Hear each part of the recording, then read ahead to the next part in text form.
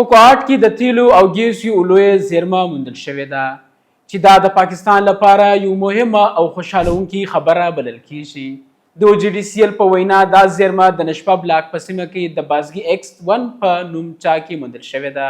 چارواکي وایي دا مهال د دې څاه څخه هر ورځ شاوخوا 15,000 بیرله تیل او نږدې 25,000 میلیونه مکعبه فوټه ګیس ترلاسه کیږي. دا اندازه د پاکستان لپاره ښه پرمختګ ګڼل کیږي. شرکت پلان لري چې په راتلونکي کلونو کې دا تولید نور هم زیات کړی شي. په دوی دا هدف دی چې تر 2028 کال پورې د تیلو تولید 15,000 بیرله ته ورسوي او د ګیس تولید 80,000 میلیونو مکعب فوټه ته لوړ کړي. همدارنګه به دا LPG ګیس تولید هم زیات شي. د پټرولیم وزیر مملکت پرویز ملک ویلي چې دا موندنه د هیواد د انرژۍ لپاره ډیر مهم ګام دی. هغه وایي چې له دې پروژې څخه به هر کال شاوخوا 390 میلیونه ډالر بچت شي ځکه باراني تیل او ګیس به لږ راوردیږي.